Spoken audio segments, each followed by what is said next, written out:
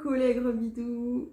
Alors le contexte là, maintenant tout de suite, c'est que j'étais en train d'essayer de faire une vidéo de suite sur ma collection de tarots et les tarots que j'utilise en balade et ma pratique et mes processus de tarot de tarotage autour des promenades, que ce soit les pèlerinages, les sorties culturelles, les balades et tout, le sujet qui m'intéresse. J'ai adoré sortir ma vidéo précédente qui est sortie hier, au jour où je fais la vidéo là tout de suite, et incapable de la faire. Genre, je suis trop fatiguée, je crois que c'est parce qu'il fait chaud, la fatigue, les douleurs et tout. Ça ressemble à rien. Mais par contre, j'ai quand même vraiment l'inspiration de faire une vidéo aujourd'hui. J'ai vraiment cette envie. Et du coup, je crois que je vais sortir un tarot et faire un petit tirage.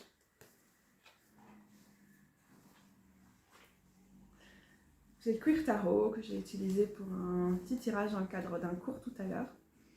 Je suis en train de suivre une mouche du regard, ce qui ne donne certainement pas l'air très intelligente à la caméra. Donc j'ai utilisé le Queer Tarot. J'aime quand même bien, il me parle là tout de suite. Ouais, alors donc je vais juste tirer une carte et puis on va voir ce que ça m'inspire, de quoi j'ai envie de parler, si ça va donner un tirage ou juste des réflexions autour d'une carte ou un vlog où je vais vous parler de moi ou des trucs comme ça.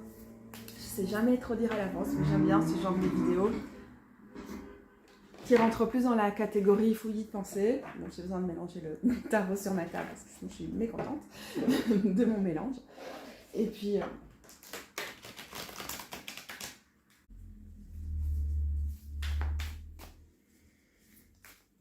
j'aime bien parce qu'on se laisse guider. Moi, je fais souvent ça aussi quand je viens au tarot, je suis pas sûre de mon état, je suis pas sûre de ce que je recherche, je suis pas sûre de grand chose en fait.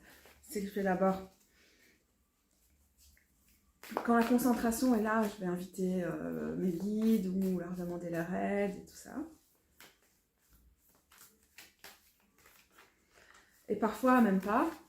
Parfois, je vais juste aller vers le tarot et juste faire genre, ok, un check-in quoi. C'est genre, ok, qu'est-ce qui se passe, comment je me sens. Ce qui est quand même vraiment sympa dans ces cas-là, c'est aussi d'arriver au tarot en réfléchissant déjà à pourquoi on est confuse, qu'est-ce qu'on a l'impression qui va pas et tout ça. Ça aide aussi un peu à se fixer.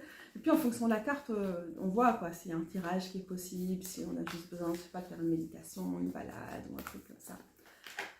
Je pense que cette technique, je l'ai vraiment développée grâce au cours de Lindsay Mack. En particulier Tarot for What Is, je pense que c'est celui où j'ai bien aimé sa façon d'expliquer cette pratique du check-in avec le tarot. Donc voilà, je n'invente rien du tout, après j'adapte à ma sauce, mais je me dois de vous renseigner le travail de Lindsay, dès lors que je vous parle un peu de tout ça. Le soleil. Alors il n'y a pas de tournesol sur cette carte-là en particulier, ou alors ils sont... Si, on dirait que c'est des feuilles de tournesol, mais ils sont bleus. Oh, le Queer Tarot. La personne, elle a limite une couronne de tournesol. Oh, trop mignon. Avec cette licorne et tout. Ah, ça me fait du bien de tirer le soleil. Je regardais tout à l'heure le début d'une vidéo de Céline. J'ai peur de dire Céline, de Les Intuitives. Et elle a fait une réponse à Aliena qui posait, ça s'appelle Tarospection, je pense, un truc comme ça, qui pose une dizaine de questions sur notre pratique du tarot. Et j'ai juste commencé à regarder la vidéo parce que j'aime bien, quand je regarde des tags comme ça, avant d'être influencée par les réponses de quelqu'un, j'aime bien déjà regarder les questions et essayer de noter mes propres réponses. Comme ça, si je fais une réponse à cette vidéo à un moment, j'aurai aussi en tête mon processus spontané par rapport à ces questions. Vous voyez un peu le truc? Vous suivez? De ne pas être parasité par les avis des autres. Et j'ai pensé au soleil à un moment, parce qu'il y avait une question qui était si tu pouvais ajouter une carte aux atouts, à l'arcane majeur, ce serait laquelle? J'étais genre, waouh, c'est super intéressant comme question. Enfin, au début, j'étais genre un peu déroutée par cette question. Et puis, en réfléchissant, je trouvais ça vraiment super intéressant, cette question que posait Iéna. Donc, j'ai pas encore regardé la vidéo initiale d'Iéna, donc je sais pas exactement ce qu'elle a voulu dire quand elle a posé cette question-là. Mais j'étais genre, oh, intéressant. J'ai pensé directement à des cartes en plus dans l'arcane qui viennent des cartes bonus du tarot, qui dans le cas par exemple de ce tarot-ci vient vraiment compléter l'arcane majeur. Ça s'appelle l'invisible dans le Gentle Tarot. D'ailleurs, voilà le soleil du Gentle. Je ne vais peut-être pas la trouver, mais bon, elle s'intitule l'invisible. C'était une des premières choses auxquelles j'ai pensé. Et puis j'ai essayé de penser à plein d'autres choses. Je me suis dit, mais qu'est-ce qui compte vraiment pour moi, qui n'est pas représenté dans ces 22 cartes de l'arcane majeur?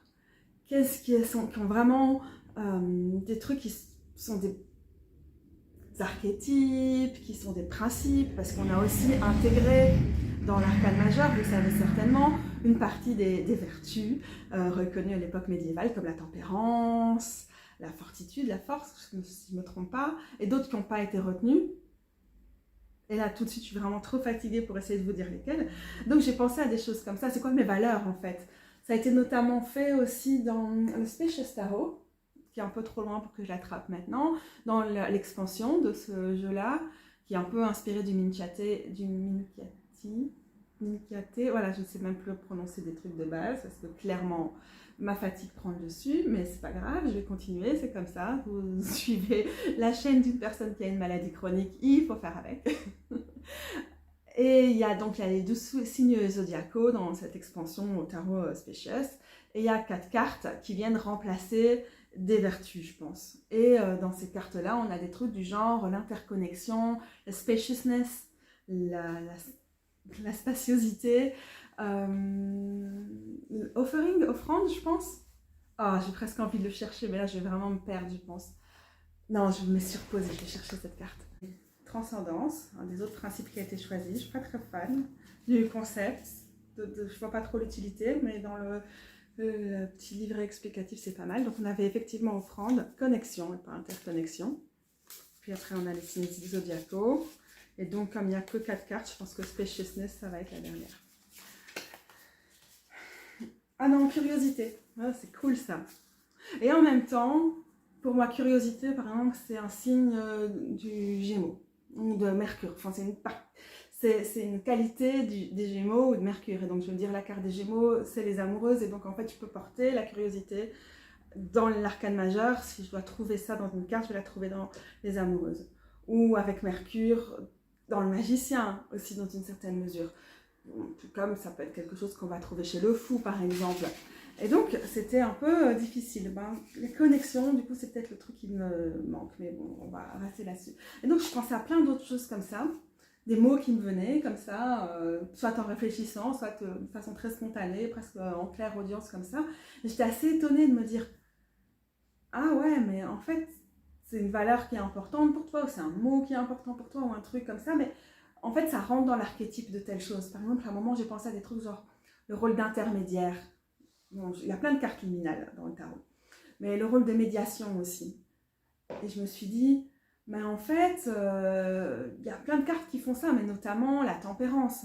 Elle peut, elle invoque aussi cet archétype, elle évoque cet archétype de la médiation du messager aussi, ne serait-ce que parce qu'elle est associée au niveau de la symbolique, dans des jeux les plus classiques, à la déesse messagère, Iris, voilà. Puis bon, la question du coup de la médiation des messagers, je vais la retrouver au niveau symbolique aussi chez le magicien qui va être associé à Mercure, à Hermès, du coup au psychopompe. Puis d'ailleurs, ce côté psychopompe, par extension, je peux le trouver dans d'autres cartes. Je trouve que le jugement, c'est aussi une carte de portail et c'est une carte qui navigue très bien entre les mondes finalement. Un des trucs qui me frustre peut-être aussi dans le tarot, je me suis dit, c'est qu'on a quand même souvent cette idée, d'ailleurs qui revient dans une des cartes ici du Spacious, de la transcendance, genre en quelque sorte qu'il faut se dépasser, qu'il faut dépasser la matérialité pour s'élever ou des trucs comme ça, une espèce de truc bon, qu'on retrouve dans différentes philosophies, depuis plutôt platonicienne ou néoplatonicienne, donc aussi dans l'hermétisme, donc il va beaucoup imprégner une partie de l'occultisme, de l'alchimisme et tout ça, occidental, je veux dire. Puis on va retrouver aussi dans d'autres types de philosophies, comme le bouddhisme et tout ça, qui peuvent avoir dans certains cas, quand elles sont poussées à l'extrême, ces philosophies, elles le sont souvent, elles peuvent avoir aussi parfois un certain mépris de la chair et l'impression qu'on peut s'élever spirituellement et que ça fait un peu de nous des surhumains. Et c'est quelque chose qu'on a vu comme dérive claire avec les mouvements occultistes de la fin, plutôt anglais, français, occidentaux de la fin du 19e siècle et avant, mais ça a mené au moment où l'eugénisme était en plein boom, vers la fin du 19e et jusqu'à la Deuxième Guerre mondiale, même si on peut dire que ça continue et ça a continué. Mais en tout cas, dans ces sphères-là, ça a été quand même un moment où l'eugénisme a été très en vogue. Il y a des articles super intéressants là-dessus sur Internet, si je les retrouve, je les linkerai en dessous. Et donc toute cette notion parfois de transcendance, de se distinguer des masses, de pouvoir accéder à une espèce de super conscience. Alors, il y a plein de trucs parfois qui sont l'inverse de ce qui compte pour moi, de mes valeurs dans le tarot, et surtout qu'on a pu voir qu'à plein de moments, du coup, eugénisme, racisme, suprémacisme blanc sont liés à ces interprétations, que toutes ces choses ne sont pas genre oh mais ça c'est rien, c'est conceptuel et gna gna gna, en fait ça n'a pas de réalité, parce que le nazisme c'est à fond appuyé sur les idées de certains occultistes pour créer cette espèce de forme de paganisme avec une supériorité qui amène clairement à exterminer des gens et à la haine et tout. Donc pour moi, en tant que personne antifasciste, mon tarot se doit d'être antifasciste, et je trouve que c'est parfois important aussi quand on interprète l'arcane majeur de s'éloigner de tout ce qui peut donner une sensation de supériorité, d'être plus accompli parce qu'on s'est détaché de ceci, de cela et tout ça.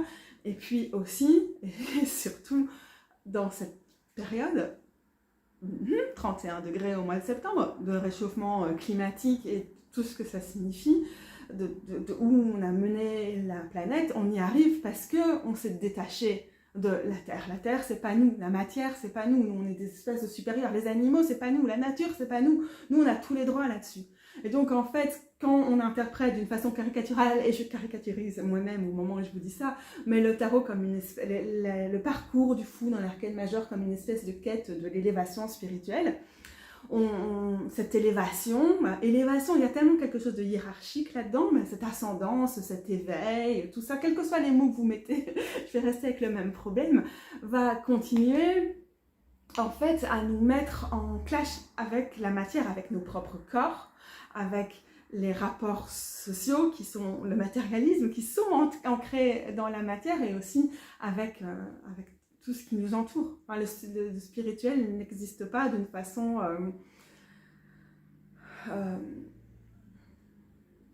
détachée, évidemment, de la matière, des corps, de la nature, au contraire. Alors vous allez me dire, ouais, mais il y a cette élévation, mais avec le monde, on revient à la matière, mais d'une façon plus intégrée, tout.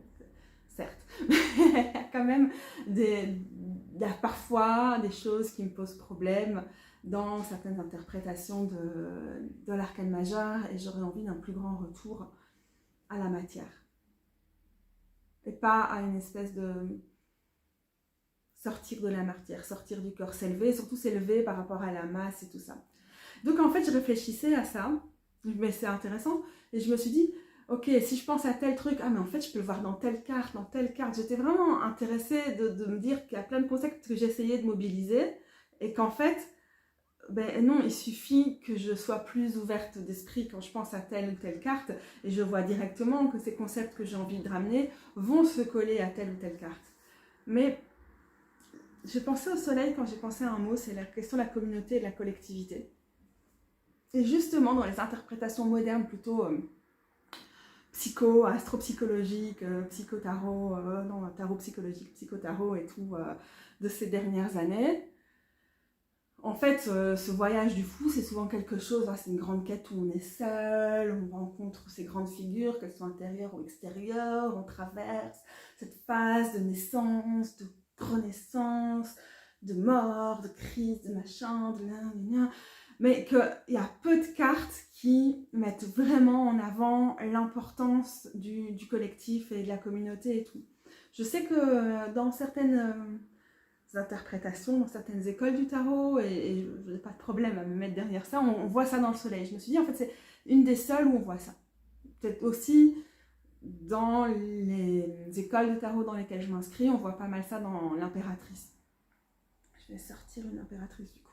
Mais dans le soleil, on peut aussi, on a cette idée. Parfois, le soleil est représenté d'une façon très individualiste. Hein, l'individu est roi, clamer sa vérité, être visible et tout. J'ai écrit un article là-dessus que j'ai ressorti pour ma vidéo d'hier justement. Donc je le remettrai en lien ici. Mais il y a aussi une espèce de truc d'être soi-même au grand jour et du coup de s'assumer, de ne pas se cacher, de ne pas... oui, de s'assumer pleinement tel qu'on est, de m'assumer un mot que j'aime pas trop parce que... Mais oui, mais ça nécessite une forme de courage en fait. Je pense qu'il y a quand même une forme de courage pour en arriver au soleil. C'est la carte qui suit la lune, quoi. Il faut dire qu'il faut du courage pour en arriver là. Et puis c'est une carte qui a des échos, étant une carte associée au soleil avec la carte du lion, donc la force, qui nous confronte quand même à des choses difficiles pour pouvoir en arriver là. Je sais plus ce que je disais parce que je suis en train de chercher un truc en même temps.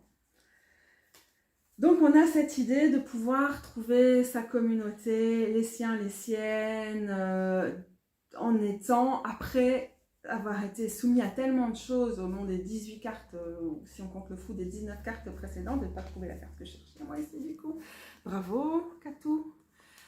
Et je crois que je vais mettre sur pause, sinon je vais continuer à perdre le fil. Donc je crois que pour compenser le fait qu'en fait il y a peu de cartes qui vont faire une référence explicite au collectif et qu'il faut vraiment les chercher dans les couches de la carte. Dans plusieurs cartes, on peut faire ce travail-là sans problème. Et par exemple, j'adore le fait que c'est l'impératrice a été renommée Kindred dans celui-ci. Donc on a l'idée de kinship, aussi de tribu, de famille, de cœur, de faire famille, mais pas du tout au sens génétique ou forcé du terme. Mais ouais, pour moi, faire famille choisie. Et en plus, du coup, j'aime bien parce qu'on a une difficulté à faire la mise au point dans le slow roller ici avec cette force de détail.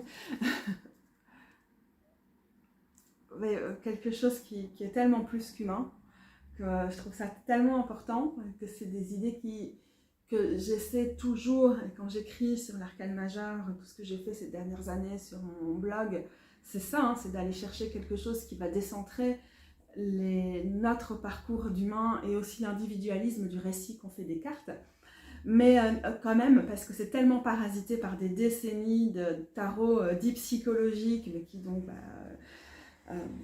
voilà, les sciences psychologiques sont quand même nées main dans la main avec le capitalisme, et on le voit avec la question des ressources humaines, du taylorisme et tout ça, qu'elles ont énormément servi à justifier et à pousser le capitalisme et à ce que on devienne complètement exploitable, au même titre du coup que le cartésianisme et la colonisation et tout avaient déjà participé amplement à nous faire de nous des personnes, nous les humains, en particulier autour de la question des humains blancs européens et tout, des personnes qui ont le droit d'exploiter les autres, d'exploiter la nature, d'exploiter tout. Et puis la psychologie, je caricature encore une fois, c'est pas ça l'histoire, mais ça devient aussi un autre outil qui nous permet de devenir nous-mêmes exploitables, qu'il n'y ait plus un humain qui ne soit pas exploitable. Pas que du coup, il n'y avait pas un travail d'exploitation qui était déjà en marche auparavant, hein, je veux pas laisser, ce serait vraiment de péocentrisme, et je n'ai plus les mots. Je suis fatiguée. Non, donc ça me fait plaisir de voir le soleil parce que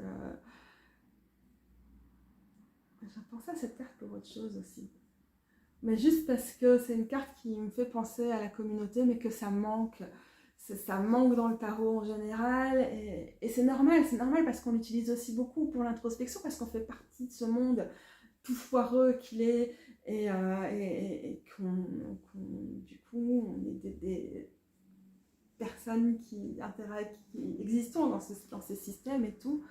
Mais je trouve que ça serait un exemple, en fait, qui est plus de tarot, qui est aussi dans les arcanes majeures, mettre plus en avant la notion de collectivité et de communauté entre humains et entre non-humains. Et pour ça, voilà, je me suis posé la question, où on retrouve la question de l'oppression, des violences, des traumas et tout dans l'arcane majeur.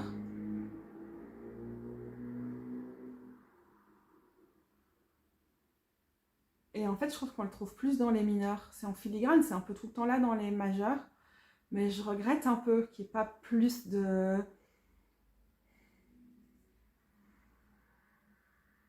Parce que ça doit être tellement large, les majeurs. On doit faire rentrer tellement de choses dedans. Qu'il ne faut pas qu'il n'y ait pas trop de cartes qui soient frontalement... Ouh, ça parle de violence. Il y en a. Ah, la tour... surtout. Mais... je suis trop fatiguée.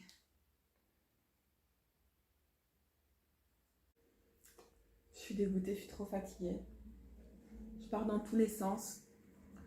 Je suis pas sûre qu'il y a un fil rouge ou un truc intéressant.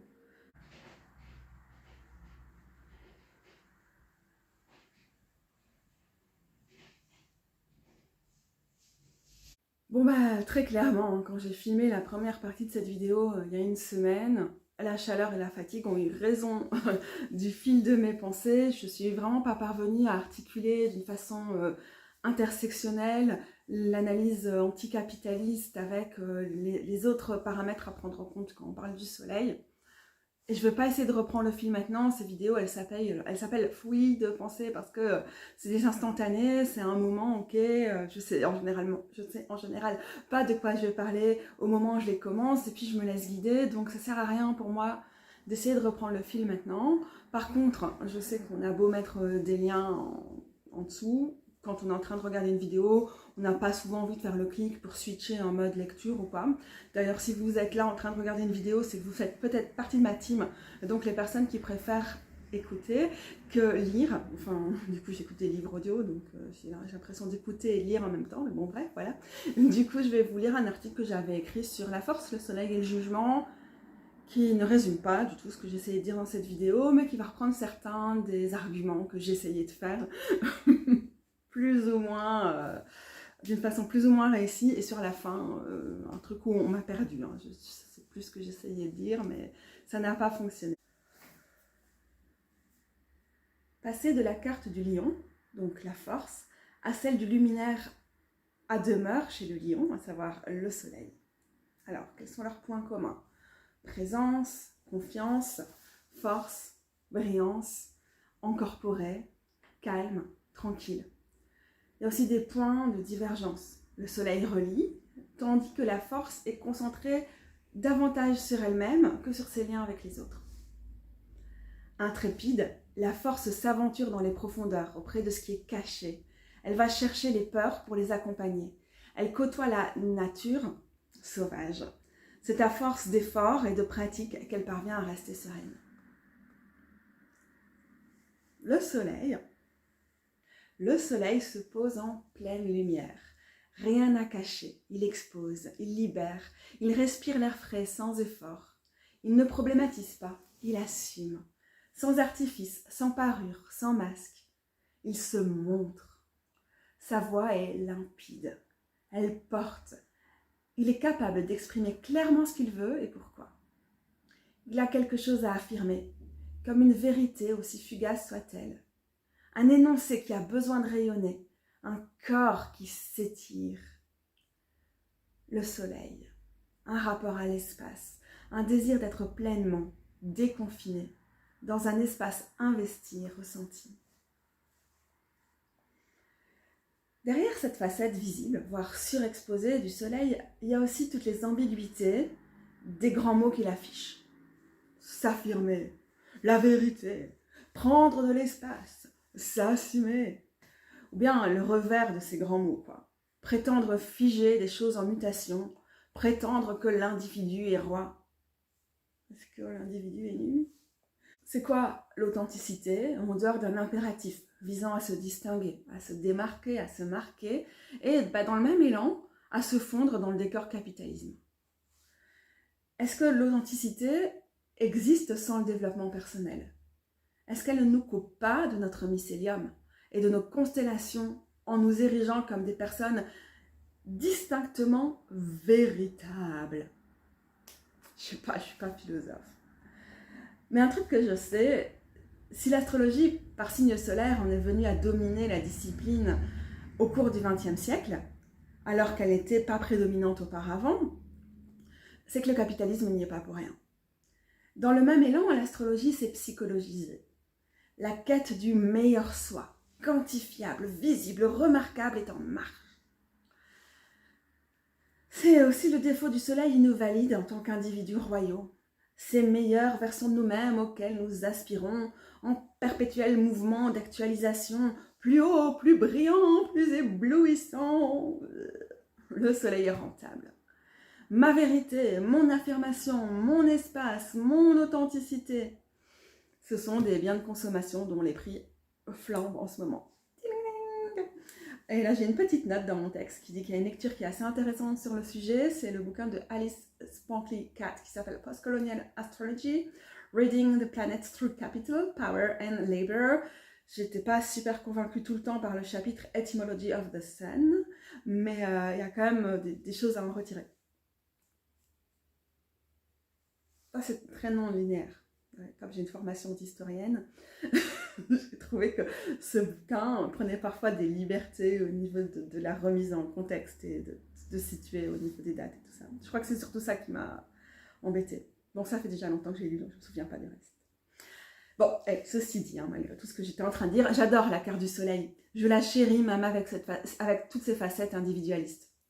Elle me demande si ma vision de ce que j'aimerais offrir s'affine. Elle m'interpelle pour que j'évite de m'accrocher à ce que je veux montrer.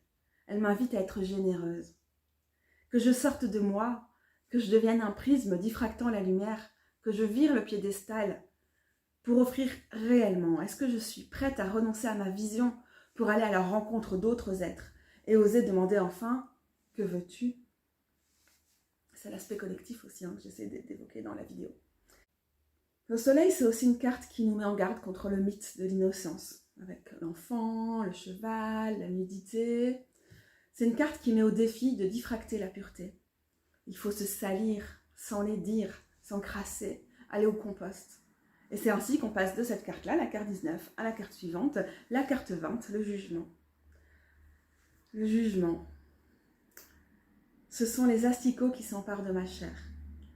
L'entité imperméable qui cède. Ce sont les vers qui dévorent mes certitudes. Je suis en eux, je suis eux, je ne suis plus, nous devenons. Le jugement, c'est la carte des mortes. C'est la descente dans l'Hadès. Et d'ailleurs, en astrologie, en tarot, astrologie moderne, on va souvent associer le jugement à Pluton. Le jugement, c'est la faille qui fait office de passage vers le monde d'en bas. L'orifice qui engloutit nos frontières. C'est la pierre qui se roule pour que s'ouvre l'autre monde. C'est la magie. C'est pas le jugement dernier, c'est pas la résurrection, c'est pas l'ascension, c'est la matière, la communication, l'entrelacement de la vie et de la mort. C'est pas le purgatoire, mais ce sont d'autres entre-deux. Ce sont les déités gardiennes des seuils, les esprits des passages, les instants liminaux. Ce sont les moisissures, la putréfaction. Le jugement, c'est la brèche, la fissure, une modalité. Une tonalité, sans trompette. Et puis avec le monde viendra la symbiose. Voilà, c'est la fin du texte. Ça fait 10 fois que j'essaie de refaire ce tout petit truc pour dire que j'ai une note en dessous de mon texte pour mentionner un des bouquins que je lisais juste avant de l'écrire, c'est le bouquin de Sophie Strand. Mais clairement, je ne sais pas pourquoi je n'arrive pas à prononcer le titre, alors je vais le faire avec un gros accent français en espérant que ça va aller. The Flowering Wand. Et ça va mieux avec l'accent français, au lieu d'essayer de faire un accent que j'arriverai quand même pas à avoir. Voilà. Je linkerai en dessous, mais vous savez que j'aime beaucoup le travail de Sophie Strand. Donc voilà, vous ne serez pas surprise de savoir que c'est un truc que j'ai envie de mentionner dans les choses qui m'inspirent quand je fais ce genre de texte, qui date déjà maintenant du mois de février, donc ça fait un petit temps que j'avais ces idées en tête. Mais le fait de tirer ici au début de la vidéo le soleil, et d'avoir eu les réflexions autour du tarospection et tout, ça m'a donné envie de revenir avec ça. Peut-être qu'autour de l'équinoxe d'automne, alors qu'on commence à sentir la décomposition des feuilles, et tout est en train de changer au niveau de la nature, et peut-être de nous aussi. C'était peut-être le moment opportun aussi pour ramener tout ça. Mais bon, la vidéo est déjà bien assez longue comme ça, donc c'est le moment d'arrêter. Merci les gros bidous et à bientôt!